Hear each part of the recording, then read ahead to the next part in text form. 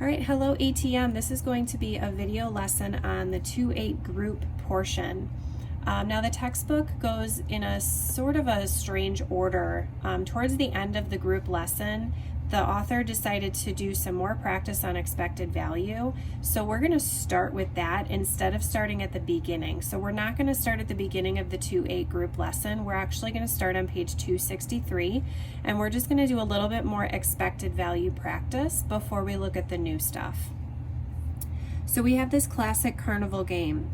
In a classic carnival game, you have to plunk down $2 to spin the lucky wheel, shown below.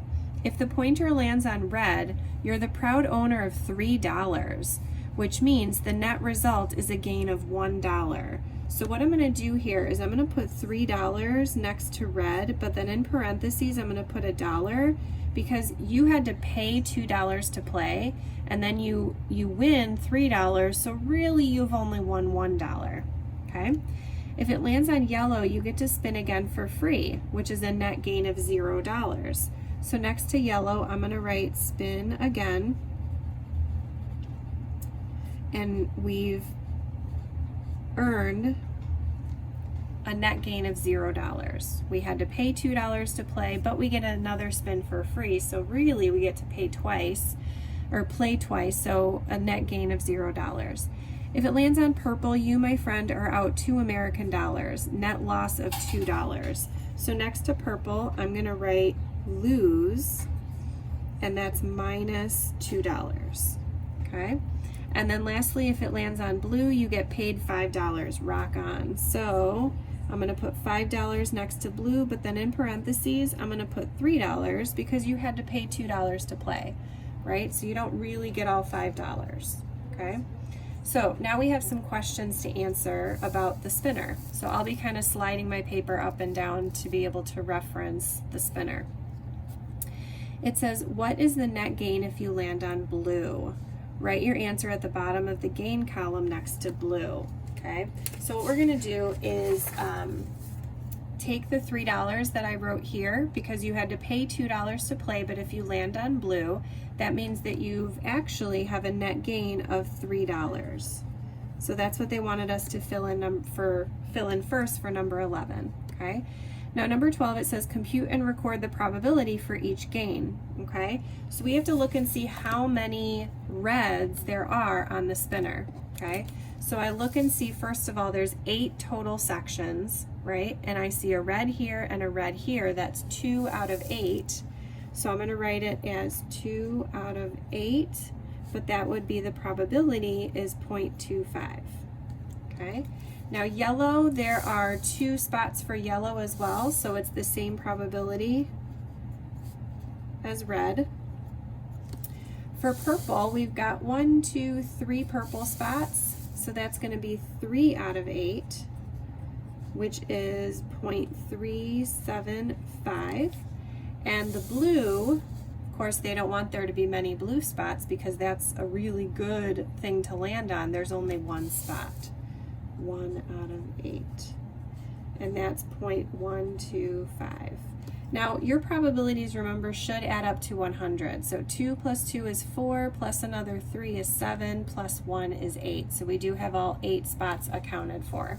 Okay, so that was number 12. Now number 13 says calculate and record the product for each. So the product is taking the gain, which is x, times the probability, which is p of x. So if we multiply those together in the calculator over here, and now we're back to using money, we have 0.25. Right here we have $0. Right here we have a negative 0.75. And again, I'm just multiplying these together. Negative 2 times 0.375 gets me negative 0.75. And then here I have 0.38, okay? That was number 13. Now number 14, I can slide this down now. Number 14 says, what's the expected value? Remember that the expected value is always going to be in this bottom right-hand corner. Record in the table, then describe exactly what that means. So what we're going to do here is we're going to add all of those together. If I add them all together,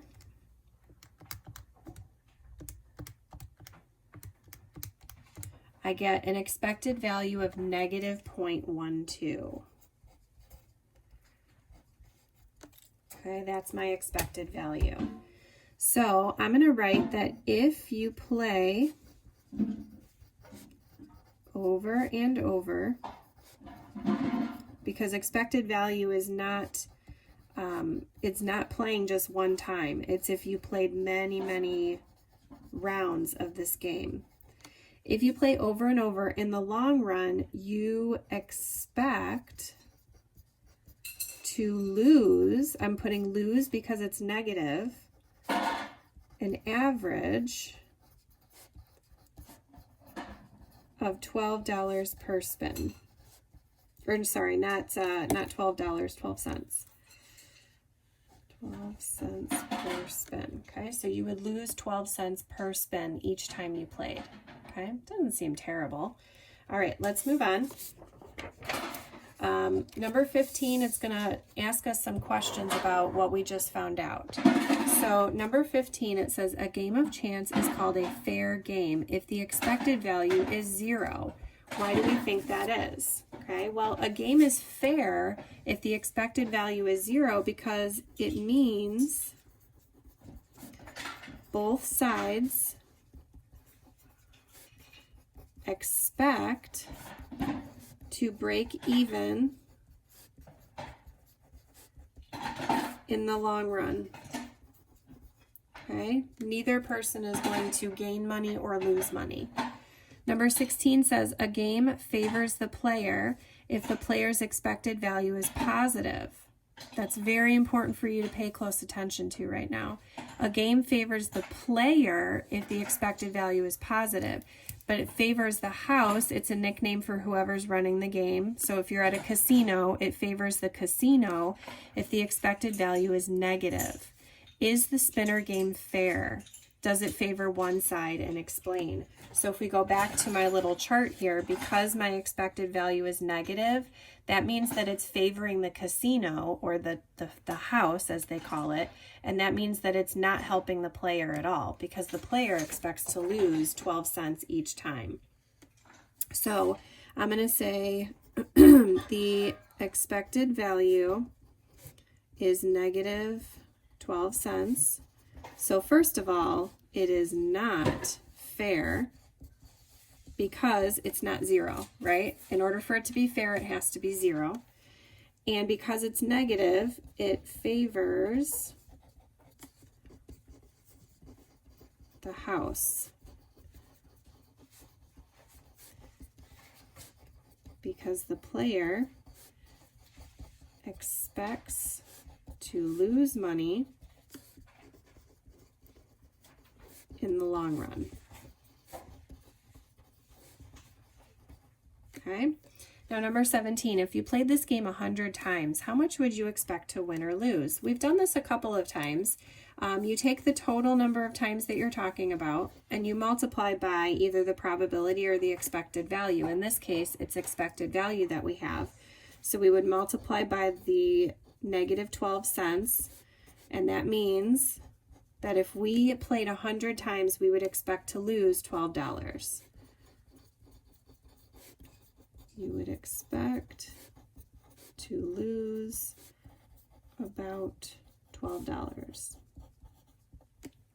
Okay, and that is expected value. A little bit more practice on that. Now, there is a did you get it question that is next in the textbook. It's on page 264 still. What I'd like you to do is pause the video and try this problem and then come back and take a look and see how you did. Okay, so what I did, I'm just going to put my solution underneath here. What I did for this particular problem was I put the colors on the left-hand side and I adjusted the numbers based on what they said, okay? Then the probabilities, and then I multiplied my numbers together to get these numbers, and then I added them up and I got 0. The game is fair because your expected value is 0. Okay. Now, if you didn't get this right and you have questions, please feel free to reach out to me either through Google Classroom, or you can email me, whatever is more convenient for you. I'd be happy to work on it with you. Okay, so now we're actually going to go back to the very beginning of the lesson, which is on page 261. and we're going to look at something slightly new, although it's not a challenging concept. It's calculating a grade. So this is talking about a college syllabus, and it says here's a potential grading scale that can be used in this course. A scale like this is called a weighted scale because some assignments count for a bigger portion of the overall grade than others. We'll refer to the percentage of the overall grade corresponding to a given category as the weight for that category. So homework is 20%, group work and class participation is 20%, unit exams 40%, and the final exam is 20%. And you can see they follow the same grading scale as OEHS. All right, so let's try the first set of problems by calculating a grade. It says, let's try to figure out the final grade for a fictional student named Christine. She earned this many points on homework, this many points on group work and class participation, and then they have her exam scores in here, as well as her final. So let's calculate her overall grade.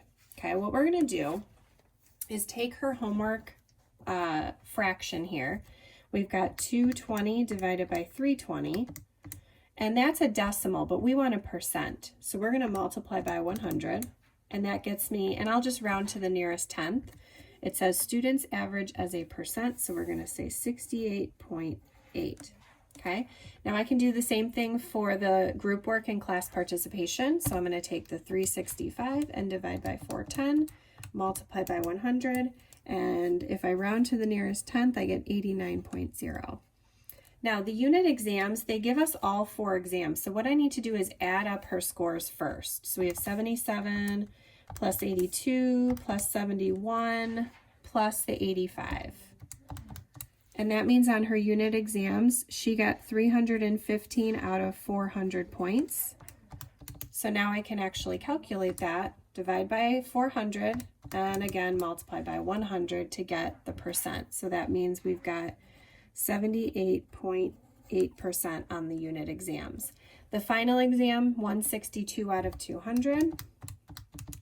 Don't forget to multiply by 100. She has an 81% on the final exam. Okay. Now the next part would be the weight. So first of all, we've just finished number 1. It says using the scores, find the percentage. So we're done with number 1. Number 2 says use the grading scale that I had on the previous slide to fill in the weights. So based on the syllabus, homework is 20%, group work is also 20%. So we would say 0.2. You always want to take the percentage and divide by 100. So we have 0.2, 0.2.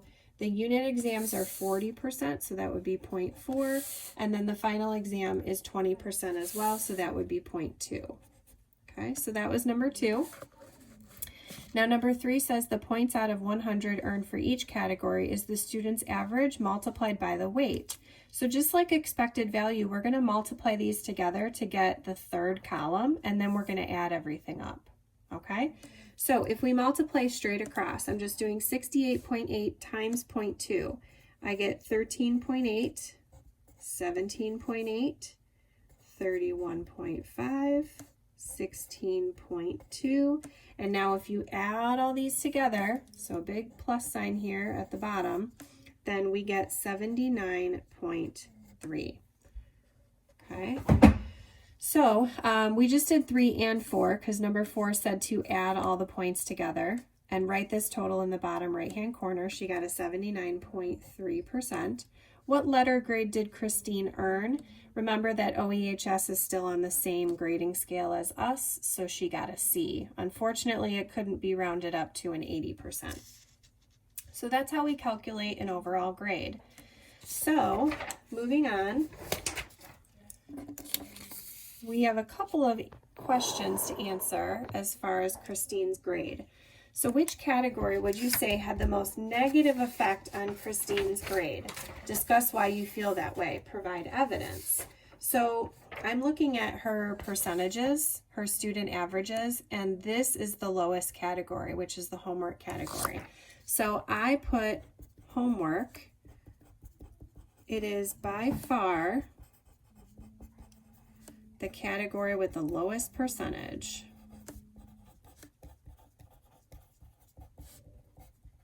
But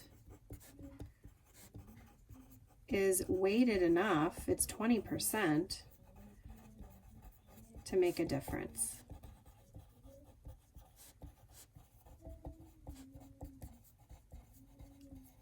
Okay. As a check on the grading system, what should all of the weights add up to? Is that the case here? What would it mean if they didn't add up to that total? So they're talking about this column now here, and just like in expected value, we need these probabilities to add up to 100% or just 1. So 0.2 plus 0.2 plus 0.4 plus 0.2, if you add them all up, we do get 1. So they should add up to 100% or 1, and they do. And then it says, what would it mean if they didn't add up? And I'm just going to verbally answer that. If they didn't add up to 1, that means that there might be a missing category or an error in the calculations. Okay? All right, let's try a did you get it? And once again, I want you to pause the video, try it on your own, and then see how you did. Find the final course grade for this history student. All right, here is the final answer. This history student got an 80%, which would be a B. If you didn't get that right and you're struggling with it, please contact me either through Google Classroom or email, whatever's best for you, and I'd be happy to go over it with you. All right, now the last part in this lesson is something that might be a little bit more practical for you to actually need to do in the future. It says, we know how to compute weighted grades, but let's do something more useful. It's certainly a good idea to figure out your grade and make sure your instructor got it right, but it's an even better idea to figure out where you stand at some point in the course. A lot of times right before a final exam, students are always asking me, Mrs. Fichter, what do I have to get on the final to get a C in this class? Or what do I have to get on the final to get an A? Okay, so that's what we're going to do here. We have all the homework done, we have all the quizzes done, we have all the unit tests done, but we haven't taken that final exam yet. Okay, so number 8 says complete the score column as much as you can. In other words, we are going to fill in those first 3 rows because we have those 3 numbers there. So we're going to multiply straight across. 95 times 0.1 gets you 9.5. 88 times 0.15 gets you 13.2. 89 times 0.5 gets you 44.5. And that's as far as we can go for number 8. Now number 9 says, if you don't even show up for the final, what would be your final grade? That means this would be 0. This would also be 0. So all we have to do is add these up together and that'll get us our grade. So if I add all those together, I would have 9.5 plus 13.2 plus 44.5 plus 0 because we didn't actually take the final, right? Equals 67.2%, which would be a D. So at least you'd pass, but you'd be passing with a D, which isn't all that great. All right, so number 10 says, how many points on a 200-point final would you need in order to get an A in the course? Feel free to use trial and error, trying out some different percentages. So what we're going to do is we're going to use this percentage to help us. If you want to get an A in the course, that means you need at least a 90%, right? So let's do 90 minus what you would have gotten if you don't even show up for the final. If you subtract those, that means that you need 22.8 more points. You need this number right here to be at least 22.8. But remember that it's weighted. Normally we take this number and we multiply by 0.25 to get this number. So to find the actual average that we need, we're going to divide. We're going to do the opposite. So we're going to do the 22.8 divided by the weight to figure out what the percentage on the final would have to be. I get 91.2, so let's just round to 91%, okay? Now, it's out of a 200-point final, so we want to know if we got a 91%, we're going to take the total out of the final, 200 points, and we're going to multiply it by the 91% as a decimal, okay? Make sure you're using a decimal there and not the percent, and that gets us 182. That means that you would need 182 out of 200 points on the final. And that's something that actually could help you in the future, knowing how well or possibly how poor you need to do on an exam to get to a certain grade. Okay. All right, that's the end of the lesson. Just so you guys know, my favorite color is purple. I hope you have a great rest of your day, and I will see you tomorrow. Bye.